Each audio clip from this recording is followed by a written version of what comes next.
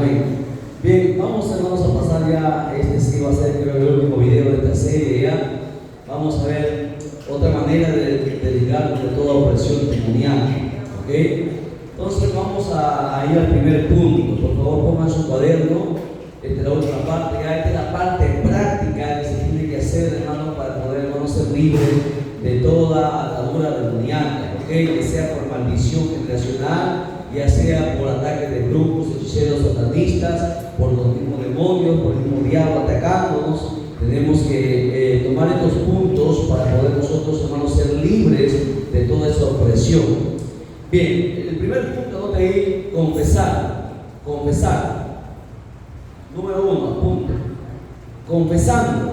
¿Qué tengo que confesar? Bueno, tengo que confesar y rechazar todo pecado cometido, específicamente para perdonar y romper toda concesión con la carne. ¿Cómo es esto? Vamos a ir a la Biblia, al libro de Romanos, capítulo 13, verso 12, para poder entender. Todo aquel que quiere ser libre de los demonios, de brujería, de hechicería, tiene que pasar por estos puntos, hermanos, para poder ser libre, ¿ok? No es, hermanos, solamente con una simple oración, sino que hay que ir punto a punto haciéndole para que el Señor pueda, hermanos, obrar y rompa toda atadura demoníaca en la vida de la persona que está, hermanos, siendo atacada por el maligno. Romanos capítulo 13, verso 12, dice de la siguiente manera: la noche está avanzada y se acerca el día. Desechemos pues las obras de las tinieblas y vistámonos las armas de la luz. Ese es el primer punto, ¿ok? Hay que rechazar, hay que desechar toda obra de tinieblas. ¿Y cómo es la manera de rechazar o desechar todas esas obras? Bueno, primero es confesar. Tengo que confesar a Dios todo pecado, toda práctica, cualquier cosa que yo conozca que haya permitido, hermano, que el maligno pueda tomar ventaja sobre mi vida o sobre mi familia. Entonces, el primer punto es esa, la confesión y el rechazo a todo pecado cometido. Yo rechazo, yo renuncio a todo pecado cometido. Primera de Juan capítulo 1, versos 7 al 9 dice lo siguiente. Primera de Juan capítulo 1, versos del 7 al 9. Dice: pero si andamos en luz, como Él está en luz, tenemos comunión unos con otros, y la sangre de Jesucristo, su Hijo, nos limpia de todo pecado. Si decimos que no tenemos pecado, nos engañamos a nosotros mismos y la verdad no está en nosotros. Si confesamos nuestros pecados, Él es fiel y justo para perdonar nuestros pecados y limpiarnos de toda maldad. Era aquí el punto importante de la confesión. Aquí la Biblia nos manda, bueno, primero nos dice que todos tenemos pecado, así seamos cristianos, creyentes, hemos cometido algún pecado tal vez, ¿no? Por ejemplo, si no hemos leído la Biblia hoy día, es un pecado, porque la Biblia dice que todo aquel que sabe hacer lo bueno y no lo hace, eso es algo malo, ¿verdad? Es pecado. Si no hemos predicado a nadie, eso es malo, ¿verdad? Entonces, los cristianos tienen que entender que también pecamos, no obviamente los pecados que comete el mundo allá afuera, ¿no? Que adultera, que fornica, que se revuelca en el pecado, en el lodo cenagoso, sino que a veces hay pecados que nosotros cometemos, hermano, que escapan de repente a nosotros mismos y a veces por negligencia lo hacemos. Entonces tenemos que confesar esos pecados delante de Dios. Por eso aquí dice: si decimos que no tenemos pecado, nos engañamos a nosotros mismos.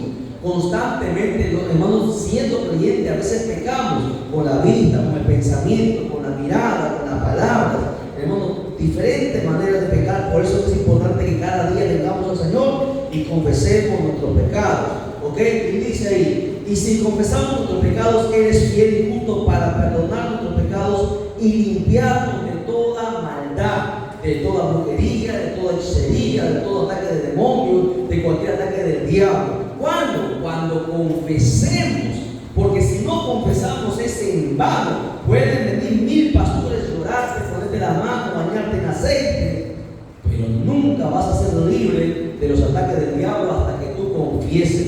Se empieza con la confesión, ¿ok? A A las personas les cuesta reconocer nuestros pecados.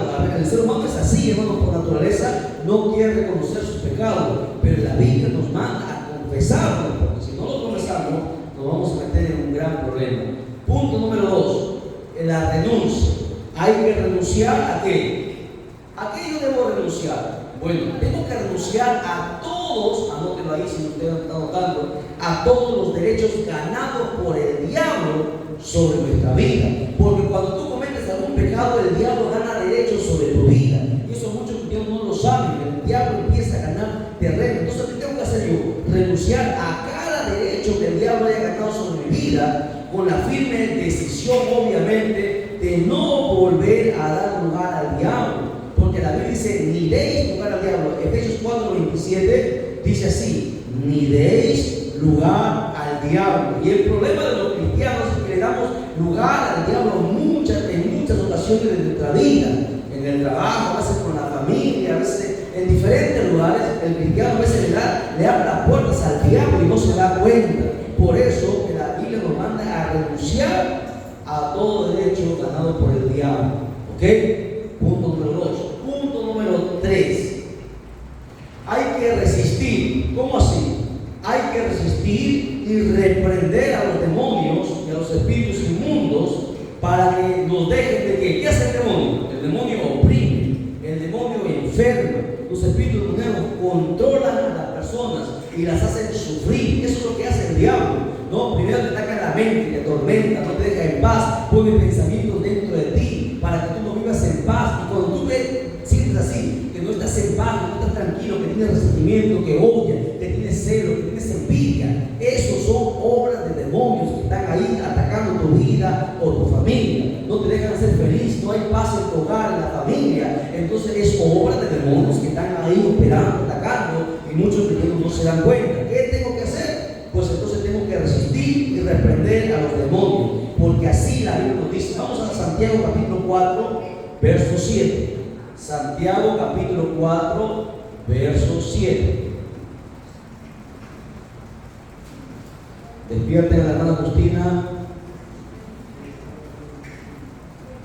Santiago 4, 7. ¿Qué dice? Someteos pues a Dios y resistid al diablo y huirá de vosotros. ¿Qué está diciendo aquí la Escritura? Que tenemos que resistir a todo lo que el diablo, hermanos, quiere hacer en nuestra vida. Cuando yo veo que el diablo está operando, lo que hago yo, lo resisto. ¿Cómo la manera resisto? Lo reprendo. Digo, diablo, demonio, espíritu inmundo, en el nombre de Jesús, te vas de mi vida, te vas de mi familia, te vas de mi hogar. No hay paz en este hogar, en el nombre de Jesús, te vas fuera, se va, no tiene parte ni suerte en mi casa, en mi vida, en mi familia. Yo soy libre, declaro libertad en el nombre de Jesús, etcétera, etcétera, etcétera. La Biblia dice, y para que el diablo, hermano, pueda huir, yo tengo que primero someterme a Dios. Ahí está la clave. Cuando tú te sometes a Dios, ¿qué significa someterse? A ver, hermana Marilu, ¿qué es someterse a Dios? Un ejemplo de someterse a Dios. Obedecer, ahí está, sencillo. Someterse a Dios significa obedecer la palabra, tan sencillo como eso, obediencia. Aquel que no obedece la palabra no se somete a Dios, y como no se somete a Dios, jamás el diablo va a oír, jamás el diablo se va a oír. Así usted le diga, ¡el hombre Jesús te reprendo! Por demás, nunca se va a ir. En una oportunidad fuimos a militar a la sierra. Escuche, que había unos hermanos que se habían convertido recientemente y hubo un caso de liberación, de presión demoníaca, ¿no? Ahí los pastores saben, el pastor Robert, hubo un caso de un endemoniado y empezaron los pastores a militar, a reprendo, diablo. Y el hermanito que recién se había convertido era nuevo, como todos decían, diablo, en el nombre de Jesús sale, te reprendo. Y el hermanito se emocionó, parece, ¿no? Y dijo, diablo, le inventó la madre, diablo, inventó la madre, te reprendo, sal fuera, dijo. Porque él pensó que gritando el diablo iba a salir, los demonios iban a salir. Y el diablo se ríe cuando tú gritas, el diablo no tiene miedo a los gritos. El diablo tiene miedo a alguien que se somete a Dios, se sujeta a Dios cuando ve obediencia. Entonces, hay algo, es como, el diablo ve como una aura dentro de ti, alrededor de ti, que te cubre, un revestimiento, que tienes autoridad sobre él. Por eso que cuando tú te sometes a Dios, el diablo tiene que huir, se va. mientras tú no te sometas, por más que reprendas y grites, y ayunes y ores y derrames tus lágrimas, no se va a ir el diablo, no se van a ir los demonios, van a seguir ahí hasta el día que tú te sometas a Dios. Amén. Hasta el día que tú obedezcas a Dios. Ok, vamos a otro pasaje sobre esto también. Lucas 4:18. Lucas 4:18. Lucas 4:18 dice: Jesús habló lo siguiente: el Espíritu del Señor está sobre mí, por cuanto me ha ungido para dar buenas nuevas a los pobres, me ha enviado a sanar a los quebrantados de corazón, a pregonar libertad a los cautivos y vista a los ciegos, a poner en libertad a los oprimidos. Eso es la tarea de cada cristiano. Esa es la tarea de cada uno de nosotros, pero no lo hacemos. ¿Por qué? Porque no, hermanos, no estamos, hermanos, sujetos o sometidos en obediencia a Dios y a su palabra. Aquí Jesucristo mismo se pone como ejemplo. Él dice: el Espíritu del Señor está sobre mí, por eso Dios me ungió. Dios te unge ¿con qué? Con autoridad, con poder sobre los demonios, cuando tú te sometes y te sujetas a Él. Y de esa manera tú tienes el poder y la autoridad de echar fuera demonios, de reprender demonios, de libertar a los cautivos, de hacer milagros, de dar vista a los ciegos, de poner en libertad a los oprimidos que están encadenados y atados por el diablo y sus demonios. ¿Cuándo? Cuando tú resistes al diablo y te sometes a él. Perdón, te sometes a Dios. Bien, vamos a otro pasaje. Hechos 10:38. Estamos hablando sobre resistir al diablo. ¿Cómo lo cito? Reprendiéndole a él, hermanos, y a todo demonio y espíritu inmundo. Vamos a ver. Hechos 10:38 dice lo siguiente. Hechos 10:38. Para que usted vea que esto no solamente lo hizo Jesús. Dice, Hechos 10:38, cómo Dios ungió con el Espíritu Santo y con poder a Jesús de Nazaret, y como éste anduvo haciendo bienes, sanando a los oprimidos por el diablo, porque Dios estaba con él. Aquí, sí, Hechos 10:38. Hechos 10:38. ¿Cuál es el secreto? Bueno, el secreto es estar ungido, lleno del Espíritu Santo. Y cuando el Espíritu Santo está en ti, ¿tienes qué? Tienes poder, dice ahí. Y cuando tú tienes ese poder que viene de Dios, entonces haces milagros, sanidades y echas fuera demonios. Esa es la manera de resistir al diablo, ¿ok? Llenarme del Espíritu Santo. La única manera de poder resistir al diablo es llenarme del Espíritu Santo, para que el diablo, cuando yo le reprenda, se pueda ir. Marcos 16:17 también dice lo mismo. Marcos 16:17. Marcos 16:17. Aquí les voy a demostrar que esto no solamente ni de Jesús, ni solamente de los apóstoles, esto es de toda la iglesia. A toda la iglesia se le dio este poder, pero la iglesia no lo quiere usar por miedo, por temor, por desconocimiento. Pero un día le va a dar cuenta a Dios, porque hay tanta gente endemoniada y la gente no quiere, los cristianos no quieren asumir su responsabilidad y su obligación. Dice Marcos 16:17. Y estas señales, dice ahí, seguirán a quienes, a los pastores, a los evangelistas, a los que creen. Te pregunto, ¿tú crees en Jesucristo? Sí, si tú crees, entonces vas a hacer esto. Dice, seguirán a los que creen. En mi nombre echarán fuera demonios, hablarán nuevas lenguas. Es más, si se pondrán las manos a los enfermos y sanarán. Pregunto, ¿lo hemos hecho? Entonces no creemos. Porque creer no es solamente decir yo creo. La Biblia dice, los demonios creen y tiemblan, pero siguen siendo demonios. ¿Lo entienden? Hay muchos que dicen, creo, pero no tienen poder de echar fuera demonios.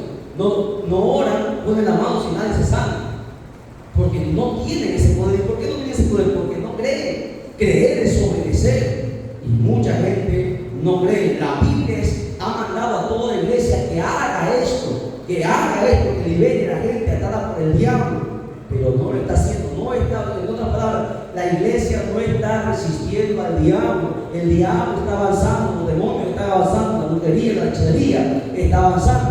Usted ve los brujos ahora sinvergüenzamente ponen sus carteles ahí, chamán del norte, hacemos puro y tantas cosas en todos los postes. Los cristianos nunca salen a predicar, no ponen ningún tratado en la calle, no reparten tratados de casa en casa, no hacen nada. ¿Qué hacen? Solamente van a los cultos. Y eso es triste. Y eso es que van de vez en cuando, porque la mayoría no congrega todos los días. ¿Cómo vamos a estar recibiendo al diablo? La Biblia es clara y tajante en cuanto a esto. Lucas 10, ahora que Lucas 10, capítulo 10, verso del 1 al 9, vamos a ver esto de acá, ¿ya? ¿Cuál es la misión de la iglesia? Lucas 10, capítulo 10, verso del 1 hasta el 9, vamos a lecturar. De esta manera se resiste al diablo. Amén. Dice: después de estas cosas, designó el Señor también a otros 70. No solamente eran los 12, había 70 más que se habían convertido. Dice: a quienes envió de 2 en 2 delante de él, a toda ciudad, dice, delante de él, a toda ciudad y lugar donde él había de ir. O sea, estos 70 iban primero a preparar el camino. ¿Ok? Iban ellos, antes que Jesús vaya a una ciudad, ellos iban primero a preparar el camino, a preparar el lugar. ¿Qué más dice? Y dijo, y les decía: la mies a la verdad es mucha, mas los obreros son pocos.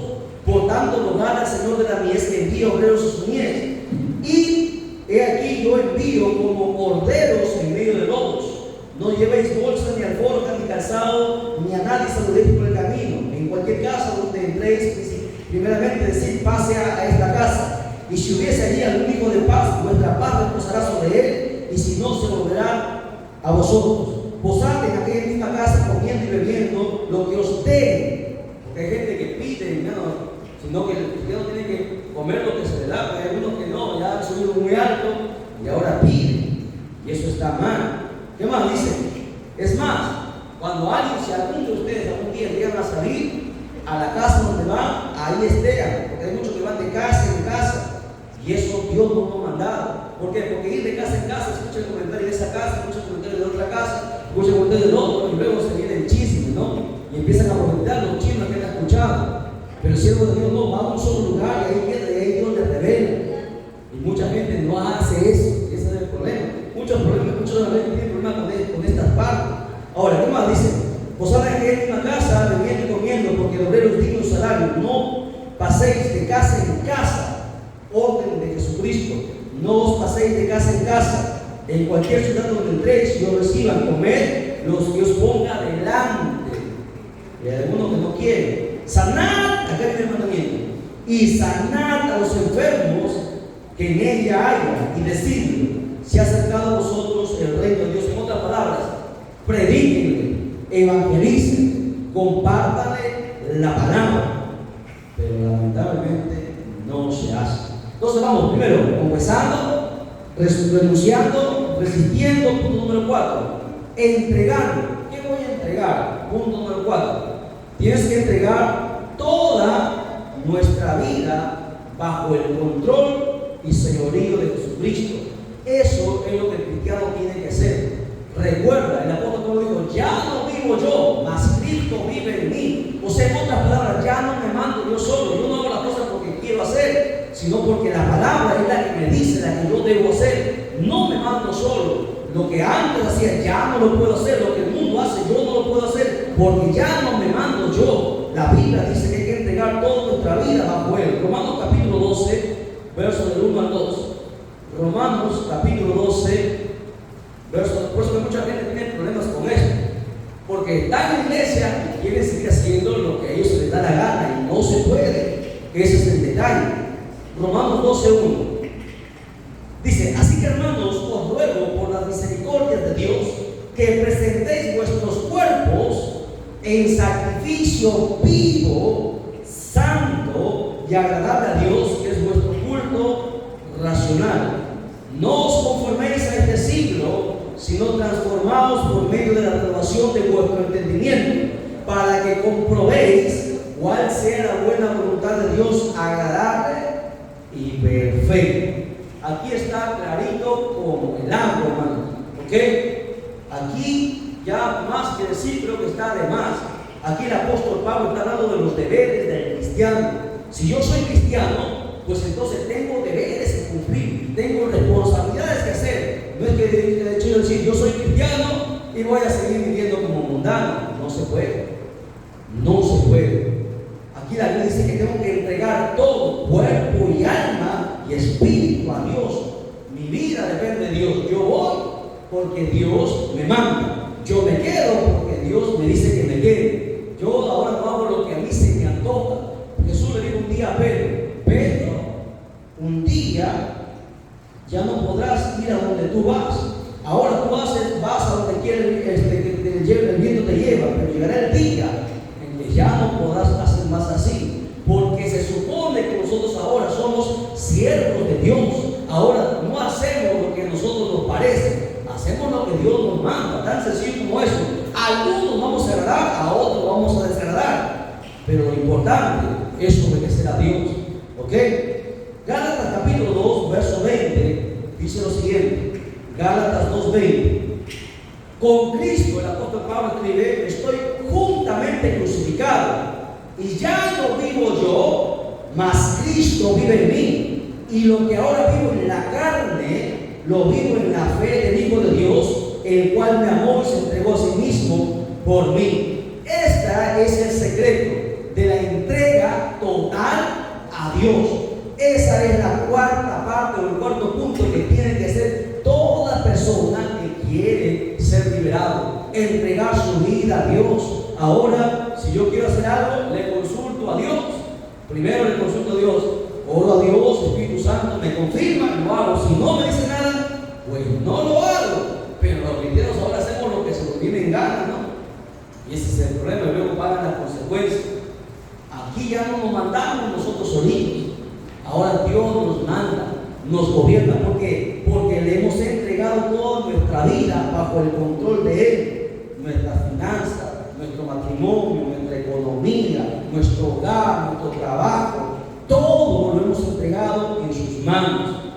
Y Él es el mejor administrador, mejor que tú. Por más que seas profesional, es mejor que tú, sabe lo que te conviene. Pero lamentablemente mucha gente no quiere entregar, hermano, toda su vida al Señor. Y ahí vienen los problemas.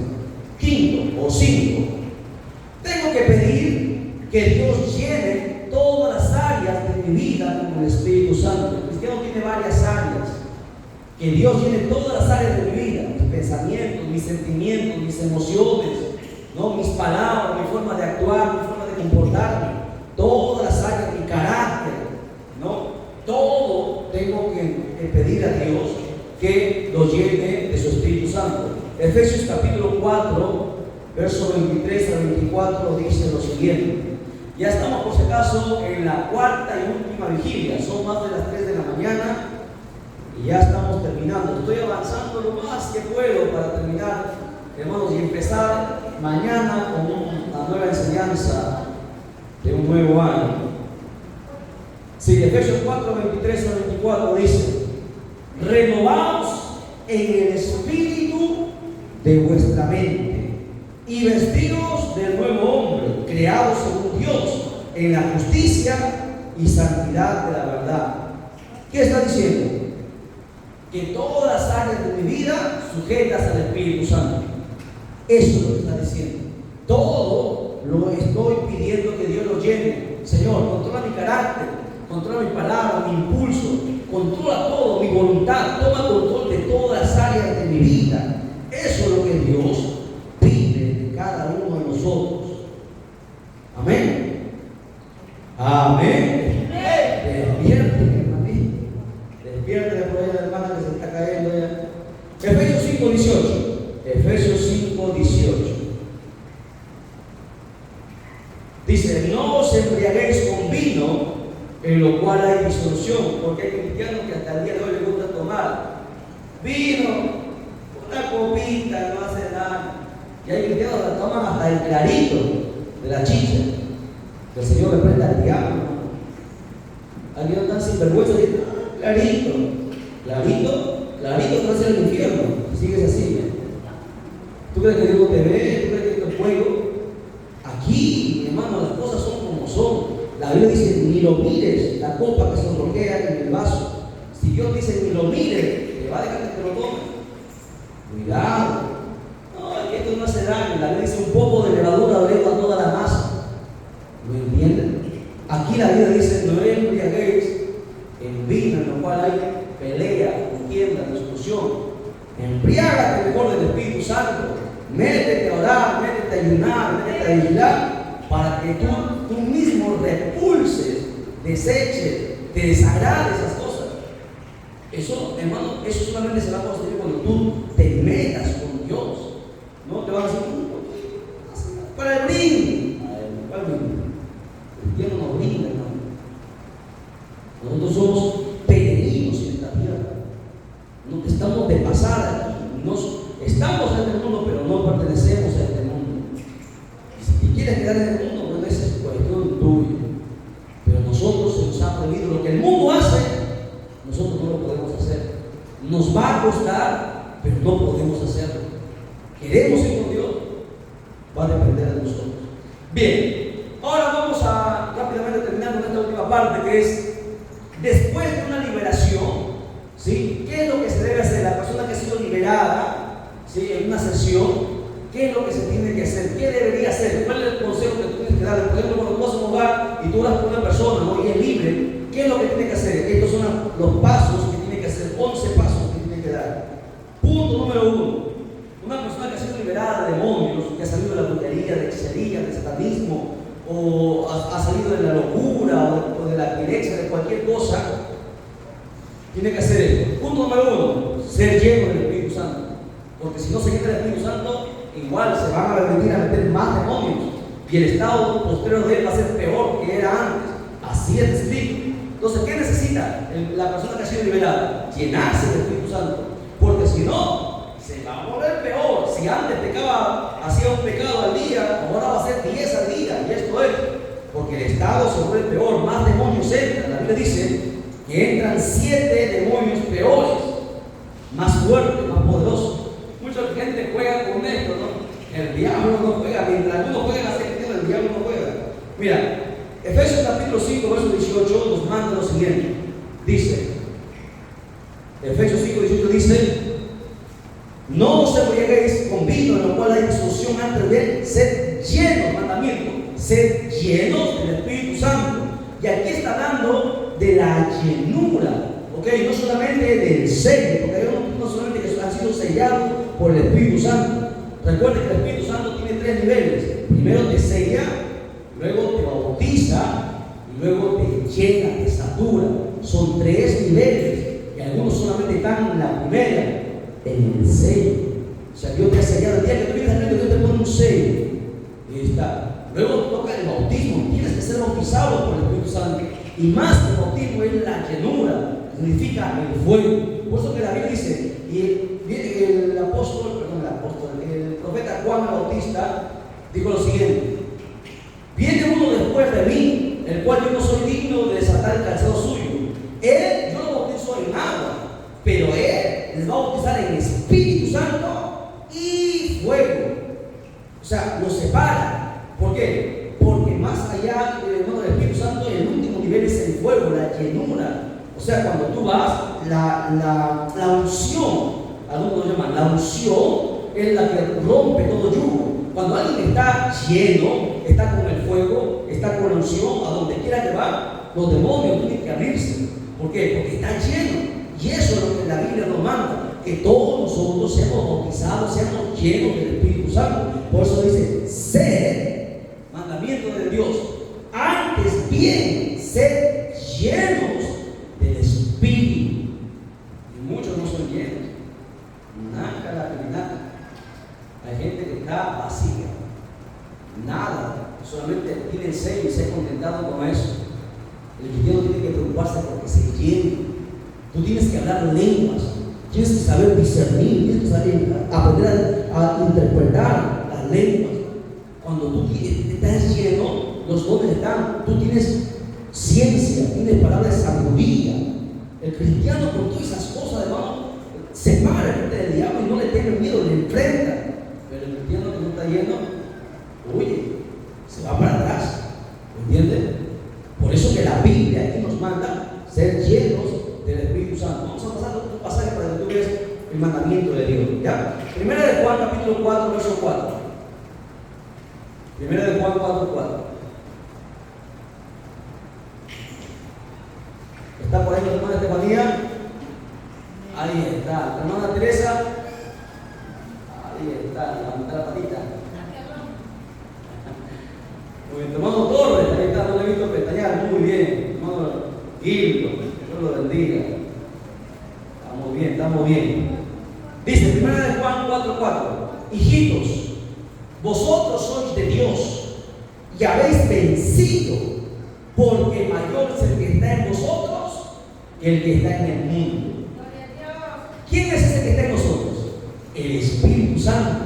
Entonces, cuando tú estás lleno del Espíritu Santo, entonces es mayor lo que está en ti que lo que está en esa persona. Los demonios, no importa si es uno, si son 100, si son 1000, los que sean, mayor es el que está en mí que el que está en él. Por eso cuando uno va a hacer la liberación, el cristiano que está seguro, nosotros hemos tenido esa experiencia, ¿no? Que el diablo empieza a atemorizarte, a hablar. El cristiano toma la palabra, mayor es el que está en mí que el que está en ti, así que se van a ir. No importa quién sea, yo soy, no me interesa, te calles en el nombre de Jesús. Y empieza el proceso de liberación. Y esto es algo que nosotros tenemos que practicar y conocer. Segunda de Corintios capítulo 3, verso 17. Segunda de Corintios capítulo 3, verso 17 dice: porque el Señor es el Espíritu. Mira, Espíritu, con mayúscula significa Espíritu Santo. Y donde está el Espíritu del Señor, allí que hay libertad. ¿Ves? Cuando el Espíritu Santo te ha llenado, tú eres libre, no tienes ningún miedo, ningún temor, ninguna atadura. Estás tranquilo, listo, preparado, ¿no? Así como cuando alguien estudia para el examen, está tranquilo, va y se pasea en el examen. Pero el que no se ha preparado quiere plagiar, pero con el diablo no se puede plagiar. ¿Entiendes? Con el diablo no se puede jugar.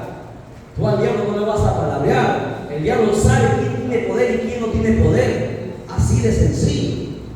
Bien. Entonces, cuando tú eres lleno del Espíritu Santo, vas a poder escuchar, presta atención. Cuando tú eres lleno del Espíritu Santo, ¿por qué tienes que ser lleno del Espíritu Santo? Para una cosa, para poder hablar en lenguas. Y te voy a explicar por qué necesitas hablar en lenguas. Habla conmigo en 1 Corintios 14, 4. 1 Corintios, porque recuerden, el que te hace hablar en lenguas es el Espíritu Santo, no Jesucristo, es el Espíritu Santo. 1 Corintios 14, 4 dice lo siguiente. Vamos, Biblia, vamos, quieren terminar, se enfría el caldo de cuy. Púrense. Dios, mira, depende de ustedes, ¿sabes? Yo avanzo conforme avanzan ustedes. Dice, el que habla en lengua extraña, ¿qué dice? Así mismo que se edifica. ¿Lo entiendes? Cuando tú, te voy a explicar, cuando alguien habla, empieza a hablar en lenguas, así mismo se edifica. ¿Por qué? Porque el que habla en lenguas está hablando, conversando directamente con Dios. Te explico, presta atención, a ver, no me duermas. Te pregunto, a ver, ¿el diablo conoce las lenguas? ¿Sí o no? Sí. Conoce todas las lenguas del mundo. Y te pregunto, ¿conoce las lenguas angelicales? Sí. Él estuvo arriba. Conoce muchas lenguas angelicales, pero no todas las lenguas. ¿Entiendes? Y cuando uno habla, cuando tú estás orando, escucha, cuando tú oras, los demonios están ahí. Hay gente que está en su casa orando y los demonios están ahí escuchando. Los demonios escuchan. Pero cuando tú oras en lenguas, los demonios no entienden la mayoría de las lenguas.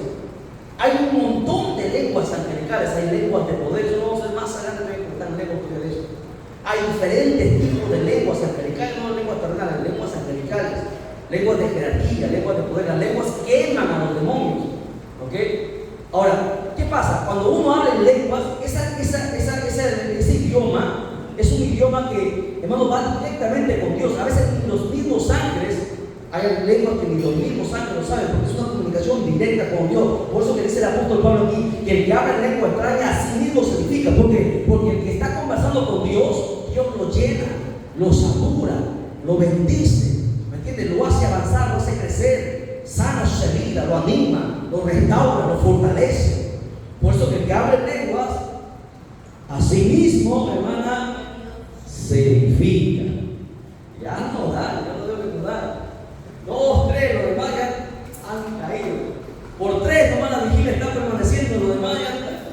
todos caídos. Les han metido un rechazo y se han muerto. A ver, levante la mano los dormidos. ¿Por qué me levanto la mano usted? Ya preste más atención. Es para que se distraiga. Entonces, a ver, ¿por qué necesito hablar en lenguas? Porque hablar en lenguas converso directamente con Dios. Porque hablar en lenguas, cuando yo empiezo a hablar en lenguas, los demonios no saben que yo le estoy pidiendo a Dios. No lo saben. Recuerda, los demonios saben algunas lenguas. Pero si tu lengua es de poder, si tu lengua va más allá de los. Porque recuerda que los demonios, los ángeles tuvieron un tiempo arriba y luego Dios los botó porque se rebelaron. Pero Dios siguió creando más ángeles, creando más lenguas que ya ellos no conocen. No todas las lenguas lo saben. Por eso que hablar en lenguas es precioso. Y hablar en lenguas no está repitiendo una misma palabra. Hablar en lenguas es fluir. ¿Okay? Eso viene directamente del Espíritu Santo que te hace hablar. Cada lengua tiene un propósito. ¿Okay? Bien, vamos a otro pasaje. Judas 1:20 dice lo siguiente. Judas 1:20. Judas Iscariote no, Judas, el otro Judas. En la Biblia hay 3 Judas. No se olvide. Queda como tarea. ¿Cuáles son esos 3 Judas? Sí, uno era el hermano del Señor. Uno de los hermanos de Jesús se llamaba Judas. Judas el traidor. Ese es Iscariote. Judas Iscariote. El otro es Judas Tadeo. Ya, bueno, sigamos. ¿Qué dice Judas 1:20? Pero vosotros, amados, edificándoos sobre vuestra santísima fe, orando en el Espíritu Santo. ¿Sabe qué significa orar en el Espíritu Santo? Es orar en lenguas. Hablar en lenguas es orar en el Espíritu Santo. Cuando usted escucha a alguien que está hablando, porque hay gente que se pone a orar, está orando, cuando de repente el Espíritu Santo lo toma y empieza a hablar en lenguas, y sigue hablando, eso es orar o orando en el Espíritu Santo. Hablar en lenguas, una comunicación directa con Dios. Dios le da un mensaje directo a esa persona. ¿Ok? Pero recuerden que el que habla en lenguas solamente es para sí mismo, porque hay mucha gente que a veces en oración empieza a hablar en lengua y en la iglesia no se puede hablar en lenguas a menos que haya alguien que interprete las lenguas. Cuando tú hablas en lengua, tú mismo y Dios, pero a veces el diablo engaña y empieza a hablar a alguien en lengua y que todo el mundo lo escuche. Si no hay intérprete, eso no viene de Dios. Tiene que haber alguien que interprete las lenguas, porque si no, en vano cae todo. Pero eso es otro mensaje. Otro pasaje fundamental sobre esto. Efesios 6:18. Efesios 6:18. Dice, orando en todo tiempo, con toda oración y súplica en el Espíritu. ¿Ven? Ese es orar en lengua. Orar en el Espíritu es orar en lenguas. Es orar en el Espíritu. Nosotros oramos en nuestra lengua natural. Pero cuando Dios te llena y te bautiza, tú empiezas a hablar en lenguas. Y te sale, y empiezas a pronunciar palabras que tú no entiendes, pero Dios se la entiende. Y tú sigues orando y Dios te concede la interpretación. Lo que tú empiezas a hablar, lo empiezas a traducir en tu misma mente, lo empiezas a traducir, porque Dios te lo da. Bien, entonces, primero, ¿qué debe ser un liberado? Primero, ser lleno del Espíritu Santo. 2, ¿qué debe ser? Tiene que saturarse de la palabra, tiene que estar lleno de la palabra, porque si no el diablo lo va a volver a engañar. Vamos a la Biblia, 1 Juan 2:14. 1 Juan 2:14. No se olvide, primero, ser lleno del Espíritu Santo. Segundo, saturarse de la palabra de Dios. 1 Juan 2:14. Dice, os he escrito a vosotros padres, porque habéis conocido al que desde el principio. Os he escrito a vosotros jóvenes, porque sois fuertes, y la palabra de Dios permanece en vosotros, y habéis vencido al maligno. ¿Qué me hace vencer al maligno? La palabra, el conocimiento de la palabra. ¿Por qué? Porque la palabra de Dios es una arma ofensiva o defensiva. La palabra de Dios, ¿qué tipo de arma es? Hay 2 tipos de armas, las ofensivas y las defensivas. La palabra, ¿qué tipo de arma es? No, es ofensiva. Sí, la palabra es la que avanza, la palabra es espada. Con la palabra tú le arrebatas las armas al diablo. Cuando tú predicas, las armas se convierten. La palabra no es defensiva, es ofensiva, ataca al diablo. Es un arma ofensiva de ataque. La única manera de arrebatar las armas al diablo es por medio de la palabra. Por eso la Biblia nos manda a ser llenos de la palabra, ¿ok? Para que el diablo no nos engañe. Salmo 119, verso 11 dice lo siguiente. Salmo 119, verso 11. En mi corazón he guardado tus dichos, o sea, tu palabra. ¿Para qué? Para no pecar contra ti. Cuando tú conoces la palabra, te va a ser bien difícil que tú peques contra. ¿Por qué? Porque la palabra te va a confrontar siempre. La palabra va a estar ahí, pero es malo. No puedes hacerlo. O sea, va a haber una lucha. La palabra es la que te va a frenar. Porque si no, ya nos hubiésemos desmandado hace tiempo. Pero la palabra nos frena, nos pone un freno ahí, nos detiene. San Juan 8:31. San Juan 8:31. Dice, dijo entonces Jesús a los judíos que habéis creído en él: si vosotros, Jesús les confronta y le dice, si vosotros permaneciereis en mi palabra, seréis verdaderamente mis discípulos y conoceréis la verdad, y la verdad os hará libres. ¿Qué quiere decir Jesús en esto? ¿Qué les estaba diciendo en otras palabras a los judíos? Que solamente el que permanece en la palabra, o en otras palabras, el que obedece la palabra, solamente él puede ser discípulo del Señor. Por eso es la importancia de saturarse con la palabra. Es más, San Juan 5:39 dice lo siguiente: escudriñad las escrituras, mandamiento de Jesucristo, porque vosotros os parece que en ellas tenéis la vida eterna, y ellas son las que dan testimonio de mí. Ve la importancia y la relevancia de saturarse, de llenarse de la palabra.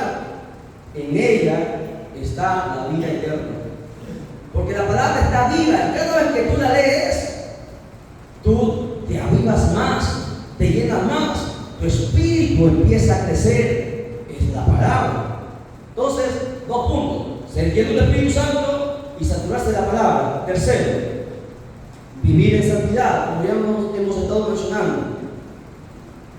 A ver, ¿cómo vamos? Falta algo. ¿Damos o no damos? Amén. ¿Lo demás?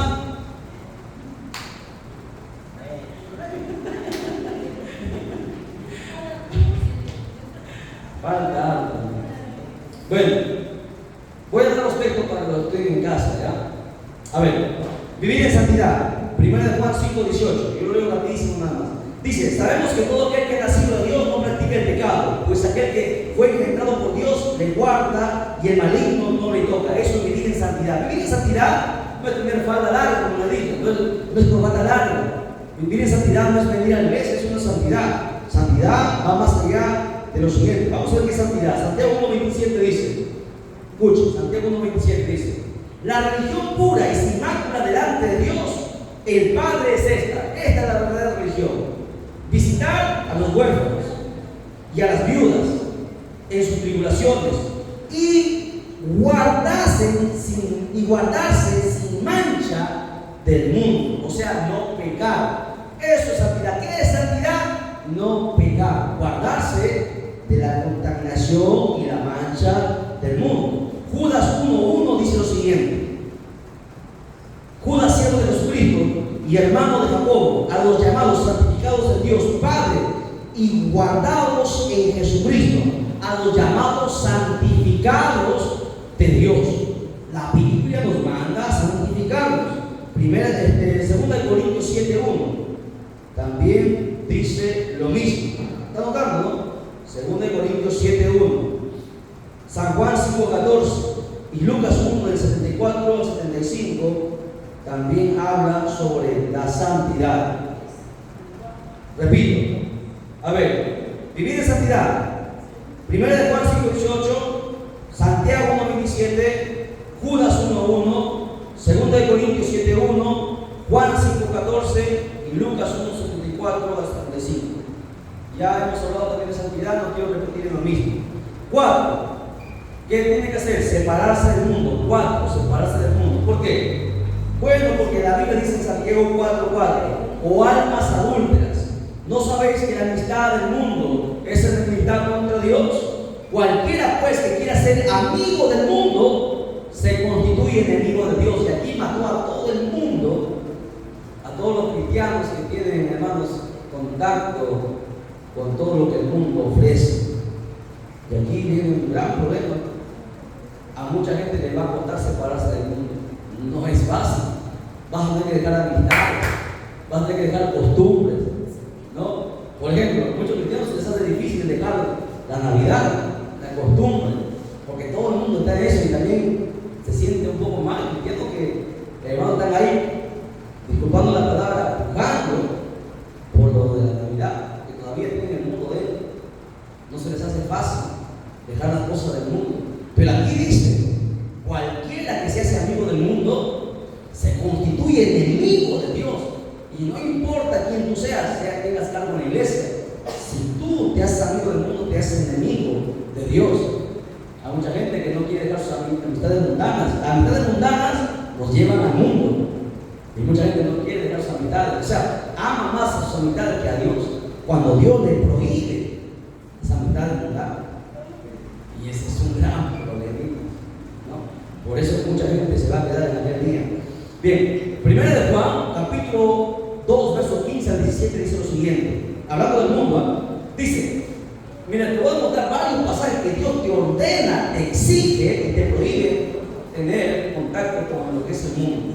Dice: no améis al mundo, ni las cosas que están en el mundo. Si alguno ama al mundo, el amor del Padre no está en él. Porque todo lo que hay en el mundo, los deseos de la carne, los deseos de los ojos, la vanagloria de la vida, no provienen del Padre, sino del mundo. Y el mundo pasa y sus deseos, pero el que hace la voluntad de Dios permanece para siempre. Ay, ay, ay, y eso sí que quema. Y es más, ya no está contento, más todavía. Segunda de Pedro, capítulo 2, verso 19 en adelante, dice: les prometen libertad y son ellos mismos esclavos de la corrupción, porque el que es vencido porque el que es vencido por alguno es hecho esclavo del que lo venció. Ciertamente, si habiéndose ellos escapado de las contaminaciones del mundo por el conocimiento del Señor y Salvador Jesucristo, enredándose otra vez en ellas, son vencidas, su postrer estado viene a ser peor que el primero. Porque mejor les hubiera sido no haber conocido el camino de justicia, que después de haberlo conocido, volverse atrás del santo mandamiento que les fue dado. Pero les ha acontecido lo que el verdadero proverbio dice: el perro vuelve a su vómito y la puerca lavada a revolcarse en el cielo. Así hay todo aquel que mantiene contacto todavía con el mundo. Eso sí está fuerte. Es más, 1 Corintios capítulo 2, verso 12 dice lo siguiente. Estoy corriendo porque ya se me duerme y quiero acabar con esto. Quiero cerrar esta enseñanza de una vez. 2 Corintios 12:2 dice: y nosotros no hemos recibido el espíritu del mundo, sino el espíritu que proviene de Dios, para que sepamos lo que de Dios nos ha concedido. No tiene que estar ese espíritu del mundo en nosotros, sino que el espíritu de Dios tiene que tomar el control de nosotros. ¿Sabes por qué? Bueno, por la sencilla razón, mi hermano, que el mundo, aprenda, el mundo es nuestro enemigo y el mundo trae aflicción. ¿Qué es aflicción? Dolor, pérdida, heridas. Te lo demuestro. Ya San Juan 16:33 dice: estas cosas os he hablado para que tengáis paz. En el mundo tendréis aflicción. Así lo dijo el Señor Jesucristo. Porque eso es lo que hace el mundo. Te trae dolor, te trae pérdida, te trae miseria. Pero a la gente le encanta el mundo, ¿verdad? Y es más, 1 Juan 5:4 al 5 dice: porque todo lo que es nacido de Dios vence al mundo. Y esta es la victoria que ha vencido el mundo, vuestra fe. ¿Quién es el que vence el mundo si no te cree que Jesucristo es el Hijo de Dios? Esa es la única manera de vencer el mundo, a través de Jesucristo. Sí, estamos hablando, uno, se llena del Espíritu Santo.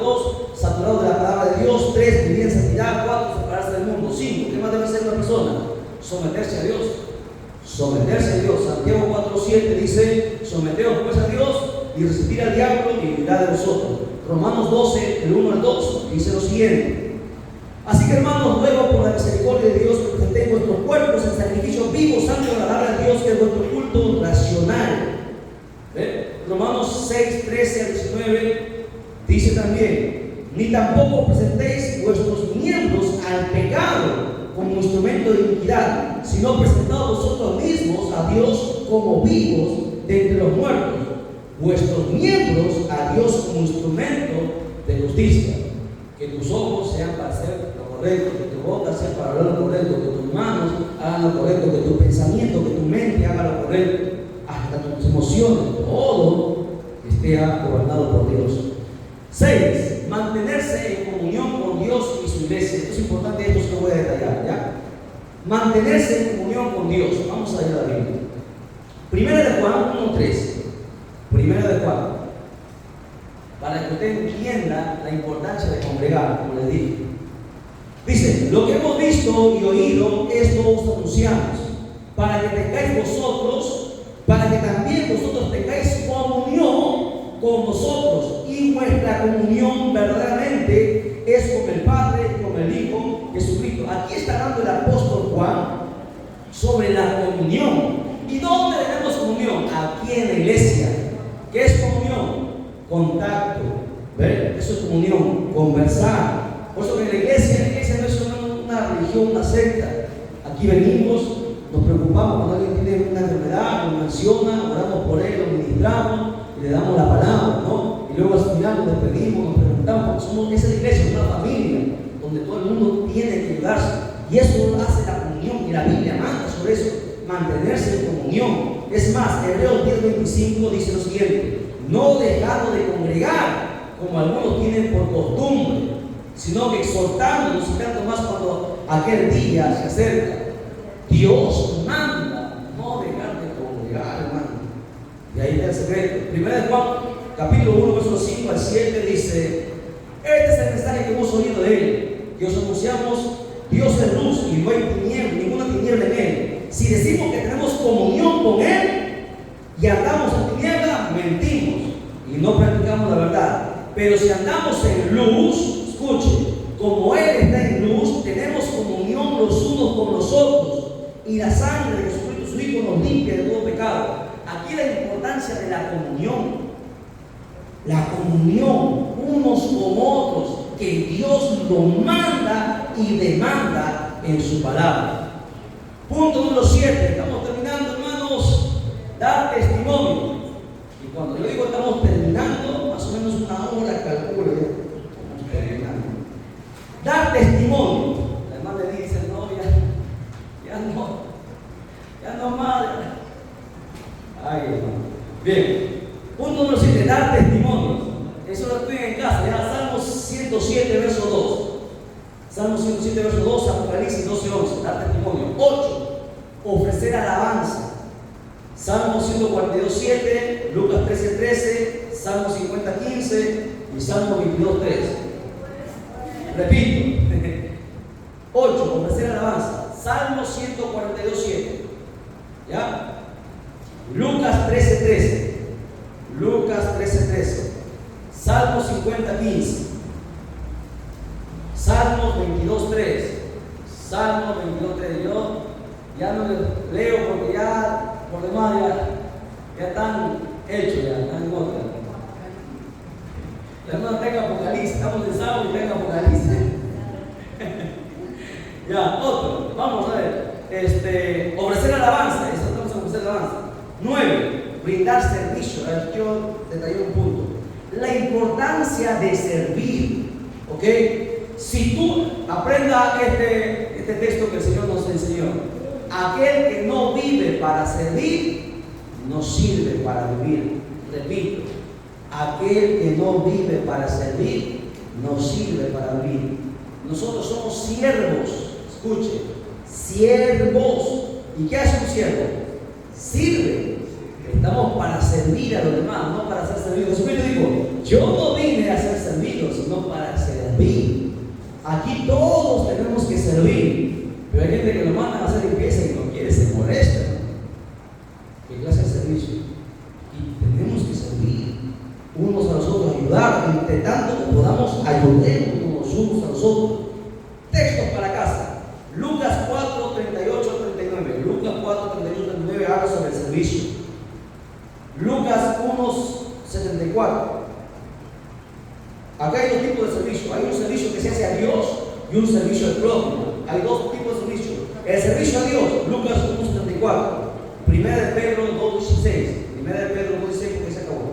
Y servicio al prójimo, Gálatas 5, 13 y Primera de Corintios 9, 19. Repito, servicio al prójimo, Gálatas 5, 13 y Primera de Corintios 9, 19. Décima, la última, la penúltima. Sostener la obra de Dios. Sostener la obra de Dios. Ya a la gente no le gusta sostener. ¿Cómo se sostiene la obra, hermano tesorero? Hermano tesorero, ¿cómo se sostiene la obra? Diezmando. Pero a la gente no le gusta eso. Y hoy hasta sacan que el diezmo no es este tiempo y tantas cosas.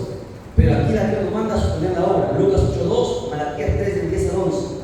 Y la última, luchar espiritualmente. ¿Cómo yo lucho espiritualmente? 1 Pedro 5:8 al 9, Efesios 6, 10 al 18 y 2 Corintios 10, del 4 al 6. Y con eso terminamos, hermanos. Hemos grabado 28 videos de guerra espiritual. Con esto entregamos al Señor, lo entregamos a ustedes, a los que nos están mirando. Que Dios añada bendición. Todo aquel que quiera aprender más, vaya al canal. Vamos a ponernos en pie y glorificamos a Dios por su palabra. La honra al Padre, al Hijo y al Espíritu Santo. Gloria a Dios, gloria a Dios, gloria a Dios, gloria a Dios. Denle un fuerte aplauso a su Cristo. Dios lo bendiga.